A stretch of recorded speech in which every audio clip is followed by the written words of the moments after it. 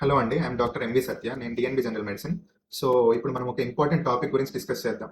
So, రీసెంట్‌గా మనం చూస్తున్నట్టయితే చాలామంది young patients especially less than 30 years కానీ, లెస్ థాన్ 25 ఇయర్స్ కూడా కొంతమంది సడెన్‌గా కొలాప్స్ అయ్యి చనిపోతూ ఉన్నారు. సో, ఇప్పుడు మనం ఈ యూట్యూబ్‌లో గాని వాటిలో చాలా మటుకు చూస్తున్నాం. వాళ్ళు ఎక్సర్షన్ చేసినప్పుడు అంటే రన్నింగ్ చేసిన, జిమ్‌లో యాక్టివిటీస్ చేసినప్పుడు, ఏదైనా ఫంక్షన్స్‌లో డాన్స్ చేసినప్పుడు సడెన్‌గా కొలాప్స్ అయ్యి చనిపోతూ ఉన్నారు. సో, దీనికి రకరకాల కారణాలుంటాయి.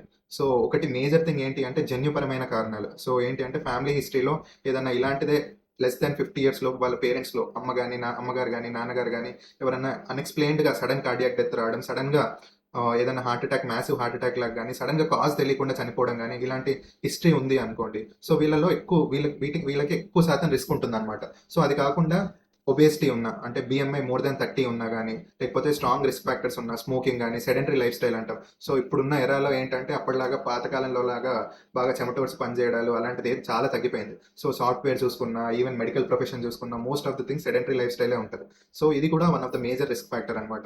అది కాకుండా ఏంటి అంటే ఈ 2 మేజర్ కాకుండా ఏంటి అంటే ఇప్పుడు బాగా స్ప్రెడ్ అవుతుంది ఏంటి అంటే పోస్ట్ కోవిడ్ తర్వాత.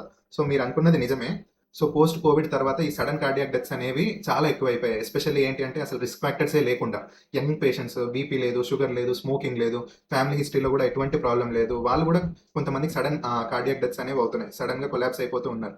సో, దీనికి రీజన్ ఏంటి అంటే రాదర్ దాన్ కోవిడ్ వ్యాక్సినేషన్ కంటే కూడా మా దాంట్లో మా జనరల్ ప్రాక్టీస్‌లో మేమేం చూస్తున్నామంటే ఎస్పెషల్లీ హిస్టరీ ఆఫ్ కోవిడ్ ఉంటే, సో, కోవిడ్ డిసీజ్ ఉంటే ఫస్ట్ వేవ్‌లో గాని, సెకండ్ వేవ్‌లో గాని మోడరేట్ టు సివియర్ డిసీజ్ ఎవరికైతే వచ్చిందో బాగా ఎక్కువ రోజులు ఫీవర్ ఉండడం గానీ, కొంచెం దమ్ము అలాంటివి వచ్చిన వాళ్ళకి ఎక్కువ శాతం చూస్తున్నాం. సో, సో ఇది కూడా one of the important cause అనమాట. సో, ఈ సడెన్ కార్డియాక్ డెత్స్ అన్నిటికి అందరికీ ఇండికేషన్, అందరికీ రిస్క్ ఫ్యాక్టర్స్ అందరికీ ఏంటి అంటే ఒక వార్నింగ్ సైన్స్ ఉండకపోవచ్చు. బట్ 60-70% ఆఫ్ ద పీపుల్‌లో ఏంటి అంటే ఎంతో కొంత వార్నింగ్ సైన్స్ అనేవి ఉంటాయి. సో, ఆ వార్నింగ్ సైన్స్ ఏంటో నేను డిస్కస్ చేస్తాను. సో దట్ మీకు ఒకవేళ ఆ వార్నింగ్ సైన్స్ గాని ఏదన్నా ఉంటే గనుక మీరు ఎర్లీగా చెక్ చేయించుకుంటే గనుక సో, డెఫినెట్‌గా ఎంతో కొంత ప్రివెంట్ చేయగలం అనమాట. సో, ఫస్ట్ వార్నింగ్ సైన్ వచ్చేసి యాంజైనా అంటాం. అంటే ఏంటంటే మీరు నడుస్తున్నప్పుడు బాగా చెస్ట్ పెయిన్ అనిపియడం, చెస్ట్ టైట్‌నెస్ అనిపియడం, బాగా స్వెట్టింగ్ అనిపియడము, దమ్ అనిపియడము, అలా నడుస్తున్నప్పుడు ఎక్కువ అవుతూ మీరు రెస్ట్ ఎప్పుడైతే తీసుకుంటారో అప్పుడు తగ్గుతుంది అంటే it is one of the risk factor. So, మీకు యాంజైనా ఎంతో కొంత కరోనరీ బ్లాక్స్ ఉన్నట్టు, హార్ట్‌లో బ్లాక్స్ ఉన్నట్టు, హార్ట్ వాస్కులేచర్‌లో. నెక్స్ట్ ఇంకోటి ఏంటి అంటే మీరు ఎప్పుడన్నా రన్నింగ్ చేస్తున్నప్పుడు గాని, జిమ్ చేస్తున్నప్పుడు గాని పాల్పిటేషన్స్ అంటాం. హార్ట్ రేట్ మరీ చాలా ఎక్కువ అయిపోయి గిడ్డినెస్ లాగా రావడము, ప్రీ సింకోప్ అంటాం. సో, ఆల్మోస్ట్ మీరు కళ్ళు తిరిగి పడిపోయే స్టేజ్ దాకా రావడము.